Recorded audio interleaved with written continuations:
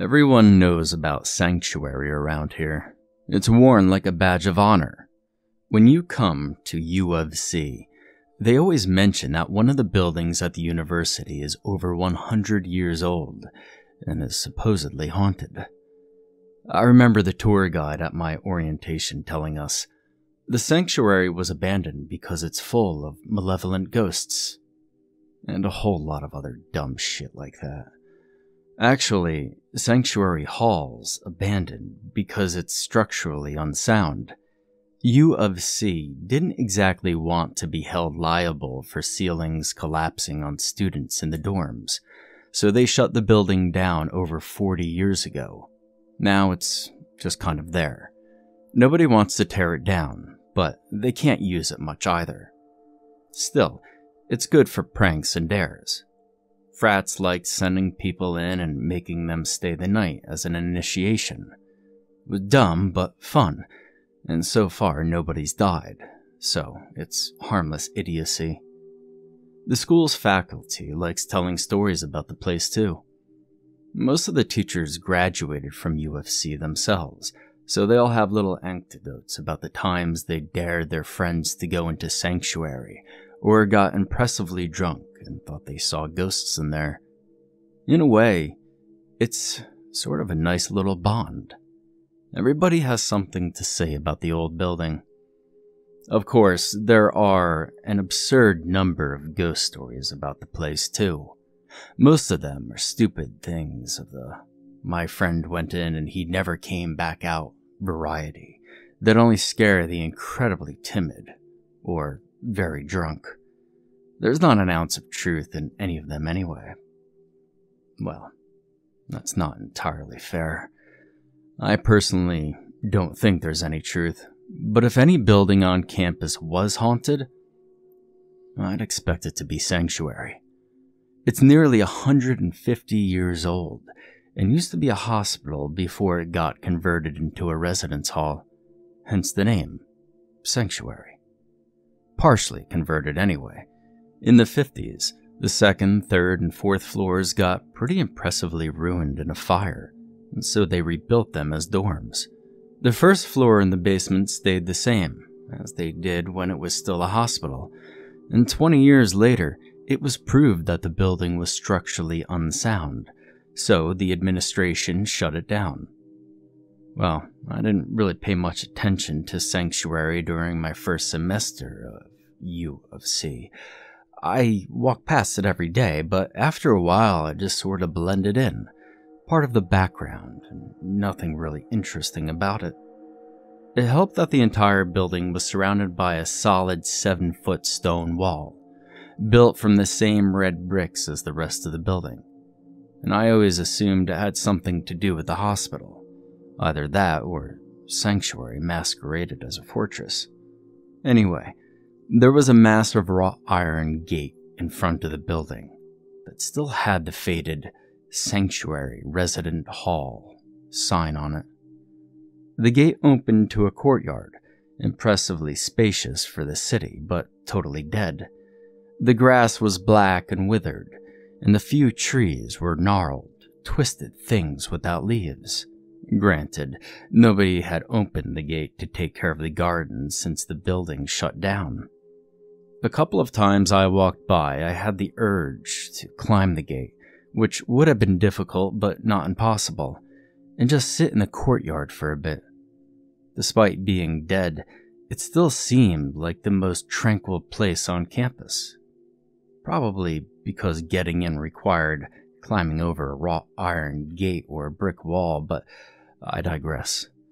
My first personal encounter with Sanctuary happened in February of my freshman year.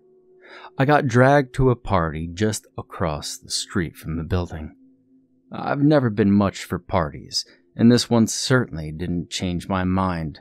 It was loud, it was hot, it was cramped, and I ended up regretting my decision to come immediately. Anyway, to abridge a long and rather boring story, I ended up getting dared by one of the upperclassmen to climb the gate and walk around the courtyard. Now, normally, I'd have said no, but he bet $10 I'd be too chicken to do it. and I wasn't passing up easy money. Me and a couple of guys left the party and made our way across the street, in a line that would have made Pablo Picasso proud. Once we were gathered at the gate, I sort of froze. "What's the matter, freshman? Too scared?" My benefactor sneered at me. He pushed a $10 bill under my nose in a manner I think he meant to be cool. However, he was almost too drunk to stand, so it ended up just being comical. "Nah, I'm fine," I said, fully believing it. I didn't believe in ghosts. Never have. Walking a courtyard for $10? Easy. Climbing the gate was, as I predicted, difficult, but not impossible. I scraped one of my knees on the metal points at the top. It wasn't deep. I didn't even bleed. It hurt a little, but I didn't really mind. Jumping down from the top of the gate, I landed on the other side. The courtyard looked about the same from the inside of the walls. It was a little bigger than I thought it was, but not by much. There was old graffiti all over the walls, most of which I couldn't read or simply didn't care to. As I started to walk around the old courtyard, I noticed just how quiet it was. I could see the drunken crowd watching, but they didn't seem to be making a lot of noise. It was odd. There was absolutely no sound in the courtyard, no wind, no rustling of leaves, not even cars driving by. Have you ever noticed how unnerving the total absence of sound is? And I don't mean being alone in a house or something where you can hear fans and that kind of thing all night, even if you aren't paying attention. I mean true, ultimate silence. As I walked, I felt alien, foreign, like I didn't belong. Every breath sounded loud and clear.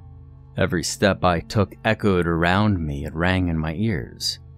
Every time I stepped in the grass, my ears were assaulted by sharp, loud series of crackling and crunching noises. After a few steps in the leaves, I realized I was recoiling every time I made a sound. I felt like I was disturbing something sacred by breaking the silence.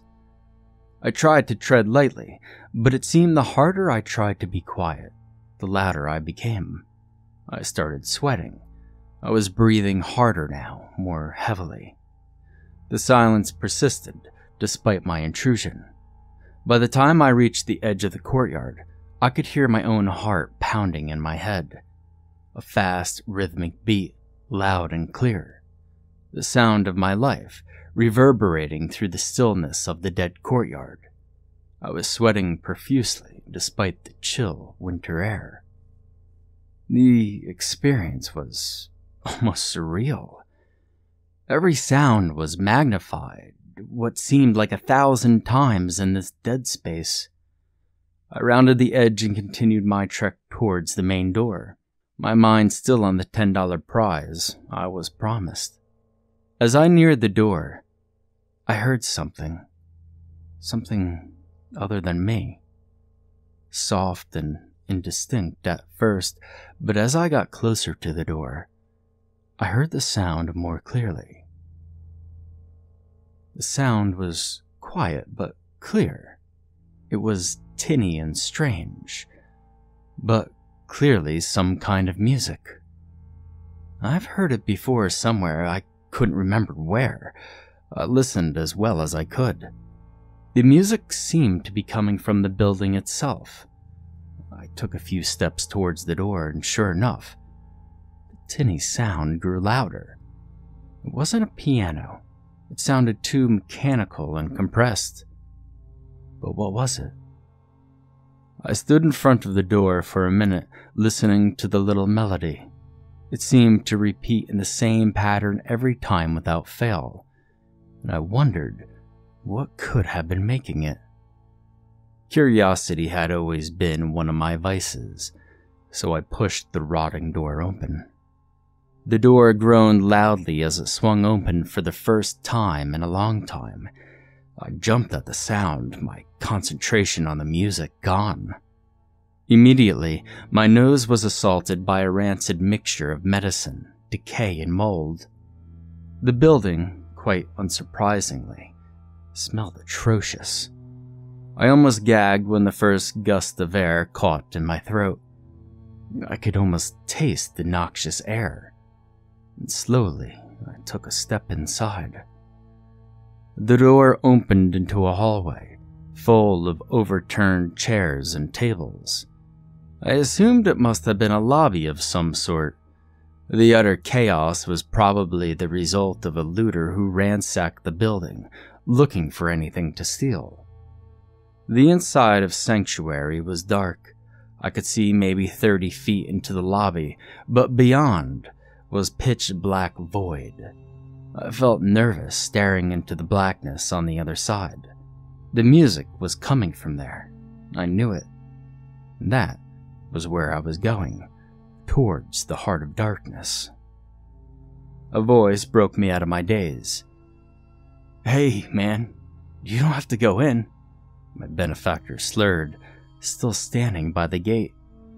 I had completely forgotten about them, consumed by the silence and the music.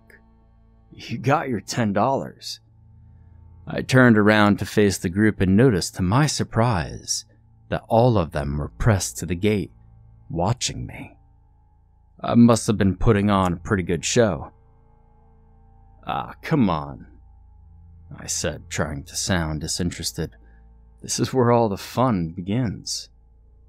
"Alan, you made your point. Let's get back to the party," one of my friends called out from somewhere in the crowd. "This isn't fun." "Speak for yourself," I said, walking out of the lobby and back into the courtyard. A flash of white caught the corner of my eye. I whipped around, but there wasn't anything to be seen. The lobby was just as black and empty as it had been. I slowly turned around to face the group, trying my best to hide a devilish smile. "What was that?" a girl called out from the crowd. Everyone seemed just as taken aback by my snap reaction. I faced them, hoping I could, by some force of will, drain the color from my face, and spoke with the most effective terror I could. "I've just seen a ghost," I said. My acting was rewarded with gasps from my audience, and I laughed. "No, I'm just messing around. Ghosts aren't real." Movement from inside caught the corner of my eye, but I didn't turn around. It was probably rats or something, or my mind playing tricks on me. After a couple of seconds, it was gone, as quickly as it came. The crowd was obviously not pleased with my joking. They looked terrified. Not that I really cared. I was having a bit of fun. "Come on now, let's go," my friend said again. He sounded on edge, much more afraid for me than I was anyway. "Actually, I'm not going to go," I said, completely deadpan. "You know what? Keep your $10. Go back to your party. Come back in the morning and you'll see that there's nothing Sanctuary to be afraid of." The crowd shifted anxiously. Someone from the back let out a nervous laugh. Finally, my benefactor broke the uncomfortable silence. "You're fucking crazy, man," he said, obviously finding this funnier than frightening. "I tell you what, you stay here all night, and I'll give you $50. Well, I laughed again. Not only do I get to prove I'm fearless by staying in a building that isn't haunted, I get to investigate the music and get $50. Maybe this wasn't such a bad idea. Movement caught the corner of my eye. For a second, I could have sworn 2 people in white were walking in the lobby, but a quick turn proved I was mistaken. The crowd ate it right up, though. "Sorry," I said, playing off the reaction. "I thought the ghosts had come back." Walking confidently up to the gate, I stuck my hand through the bars. $50. We've got a bet." As I shook the upperclassman's hand again, I caught yet another glimpse of white in my peripheral vision. The moonlight must have reflected off something inside, I thought, undaunted. I watched the crowd disperse, amused at my own acting talents and my stroke of good fortune. $50 was enough for a couple of meals. This wasn't such a waste of a night at all. I turned back to the decrepit building and, walking into the lobby, fully prepared to go hunting for the music source. After fumbling in my pockets, I pulled out my phone and turned on the flashlight. The bright LED shone a decent amount of light in the lobby, which, in addition to the smelling horrible, was now also revealed to be covered in a thick layer of dust and grime.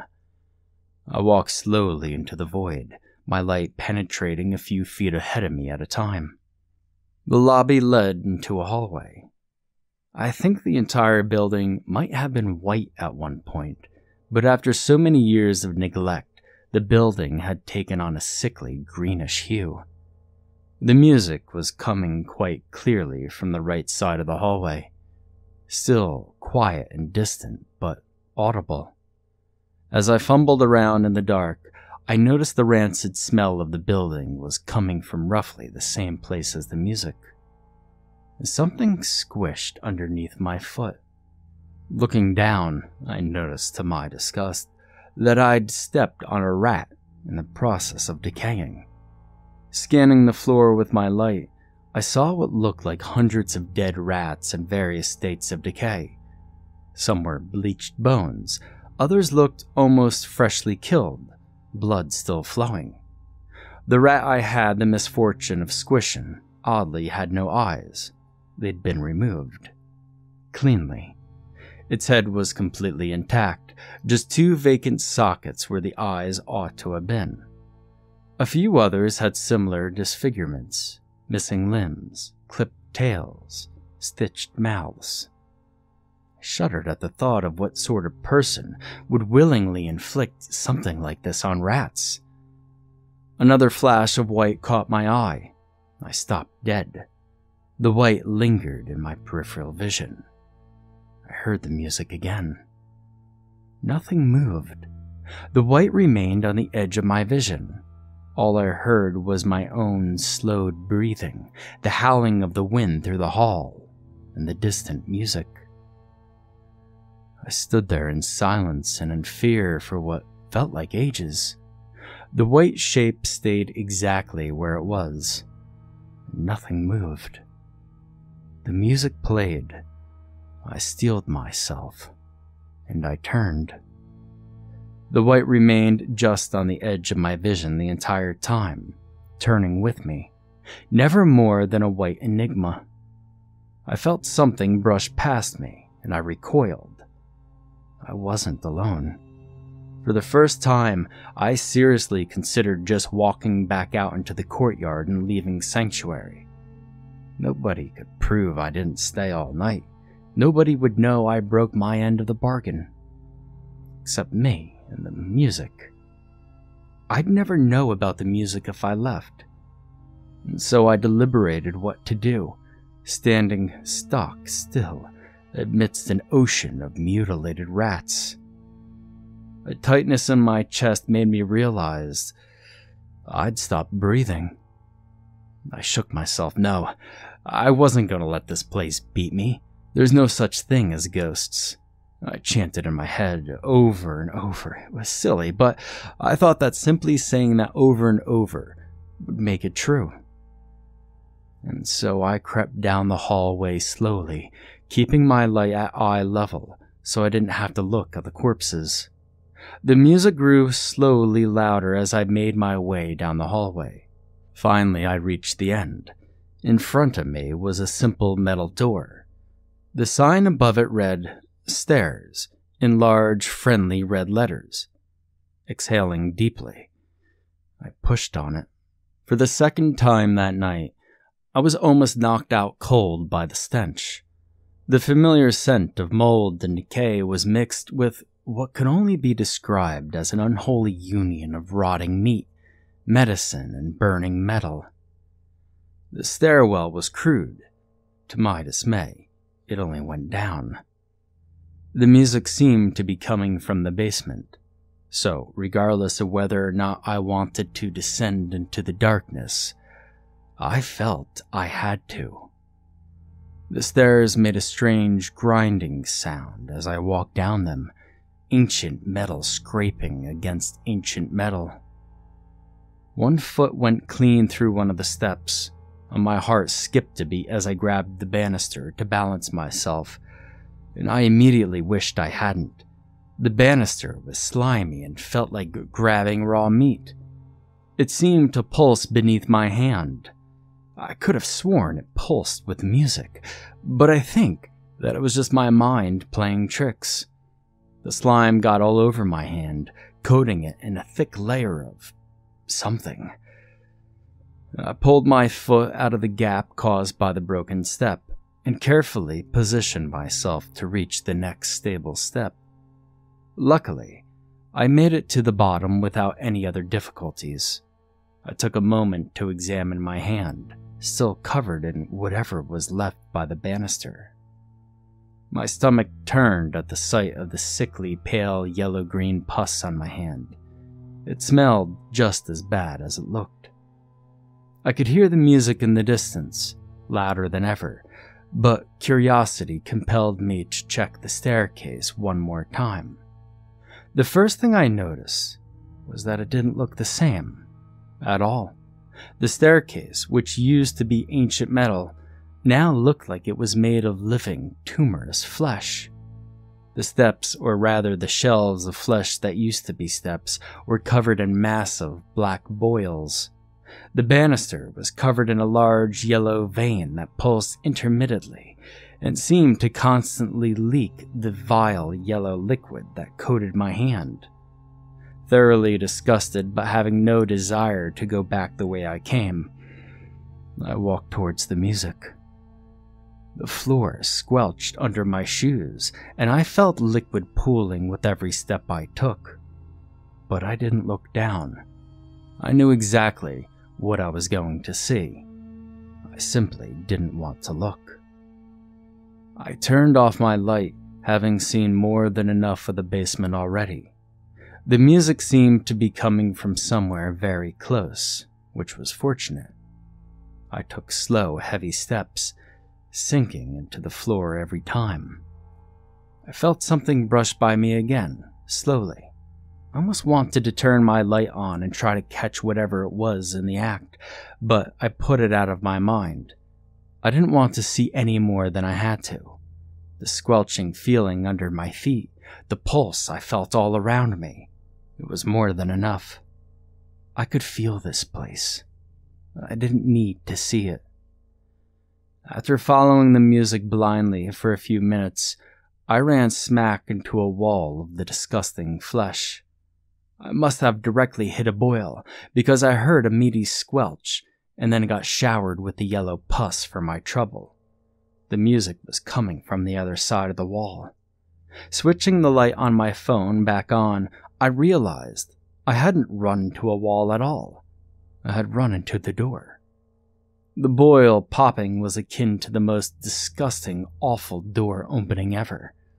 I noticed that the sign on the door, a holdover from the original building before it became a mass of rotting flesh, was still hanging.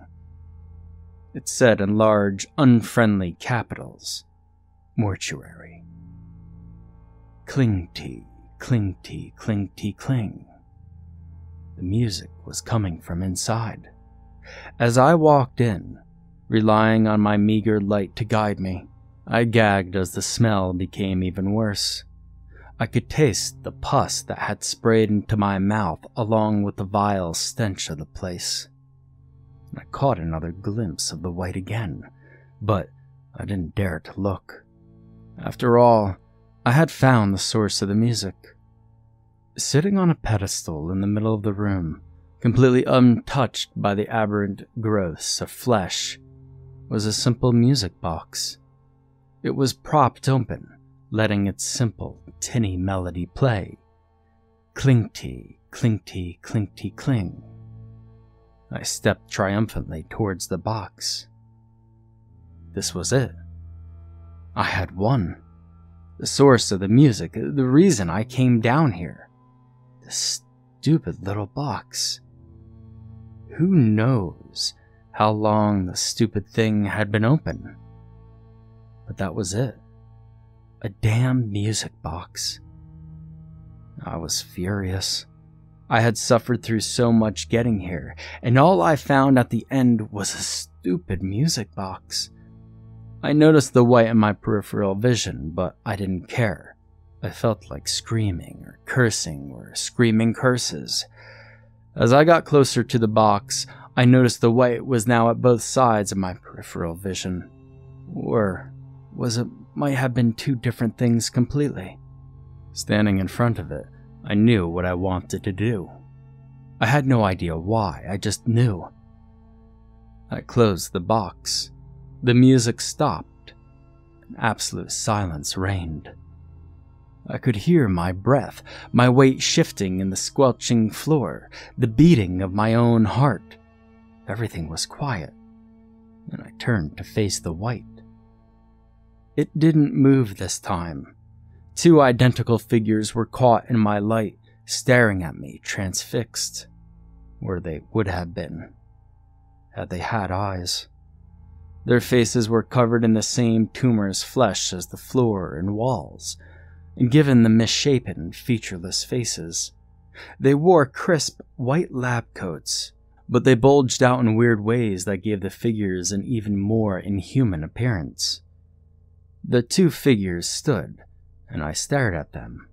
Nothing, no sound, just me and these two things locked together. I started to laugh. It was too funny. All this way, and this is what meets me at the end. The figure on the right raised a grossly bloated hand and positioned the biggest lump to point at the music box. It made a strange gurgling sound. It almost seemed like the creature's idea of speech, but it wasn't. It continued to gargle as the second one seemed to merge with the ground, traveling as nothing more than a mass of white on the floor, to the back of the room. I followed it as it re-emerged at the other side. It was right to what might have been a gurney at one point, but it was now covered in the same hideous flesh. The second creature began moving rapidly around the gurney, poking and prodding the mass on top. I walked over, slowly and cautiously. Sitting on the gurney, attended by the thing, was a massive tumor, at least 10 feet across. Or at least, that's what I thought it was. Then I noticed it had two tiny, pained eyes, and a mouth and ears. This mound of flesh, this pile of abject horror, used to have been a man. As I looked at it, I noticed it didn't end. The tumorous flesh sprawled out all around, growing like wild ivy throughout the room and into the rest of the basement. All of the flesh came from this thing. This was the source of it all. As I looked in an equal mixture of terror and fascination, the white-coated thing stabbed several needles into the mass, causing it to quiver and shift oddly. I felt a heavy thud on my shoulder. The first figure was now directly behind me, gurgling quickly. The guttural sound in my ear made my skin crawl. It turned me around to face it, its misshapen, featureless face inches from my own. The sound struggled in its best interpretation of communication. I didn't understand, and it could tell. Stepping back, it put a hand on its face and pulled. There was a shower of blood and pus as the layer of bloated tumor flesh was pulled away, revealing a human face underneath. The thing, which now looked like a fairly old man, would have been rather normal, except his eyes and mouth were stitched shut with what looked like muscle fibers. As I watched, the thing opened its mouth as wide as it could, pulling each thread out one by one. "Open box," it said again in a harsh, dry rasp. "Experiment must continue." I heard an unearthly sound from the gurney. The mass was retching and contorting and pulsing wildly. The second figure was doing its best, but it seemed like something was happening to the mass. "Open box," the first figure said to me, clearly commanding. Hesitantly, I opened the box again, not sure what else to do, and not wanting to disobey the figure. Cling-tee, cling-tee, cling-tee, cling. The music filled the room. The mass on the gurney seemed to calm down, and I noticed it began to pulse with the rhythm of the music. The first figure turned its face in my direction. I think it was looking me in the eyes, but there was no way to tell. Its eyes were still stitched shut. "Thank you," it said. "Experiment may continue. Test the exponential growth." I was starting to feel weak at the knees. My adrenaline, my anger, my terror, everything was fading from me. I was beginning to realize exactly what was happening, and my brain was rejecting these shocking developments. Everything slowly went dark. The first figure leaned over me. "Another subject," I heard as I slipped in and out of consciousness. The second figure gargled a reply, causing the first to say, "Right, experiment must continue." I woke up out in the courtyard. I blinked a couple of times, not really sure where I was or what had happened. I noticed the upperclassman who originally made the bet was with me, standing out by the gate, looking about as bad as one would expect after a night of hard drinking. "Well, you did it, Alan," he said begrudgingly. It took me a minute to realize what I had done. "Right, the bet. $50. That's what we said." Yeah, he said as he handed me a couple of bills. "You know, man, I didn't get what's so crazy about this place. It's just an old hospital. Well, there's a mortuary in the basement." "The what?" "The mortuary, you know, where they used to put the corpses. Not everybody who goes into the hospital lives to tell the tale." "Really?" he said, as if the idea of a mortuary was completely alien to him. "People died in there?" "Probably, yeah." "That's some sick shit right there," he said, smiling. I honestly couldn't tell whether he meant in context sick as in awesome or sick as in disgusting. I laughed. "Still, no such thing as ghosts, though." And then I heard the music. I froze at the sound of the little tinny melody. The upperclassman looked at me, confused. "What did you see, a ghost?" he said, laughing. "Did you hear that?" "Hear what?" "It sounded like an old music box." And the music played again.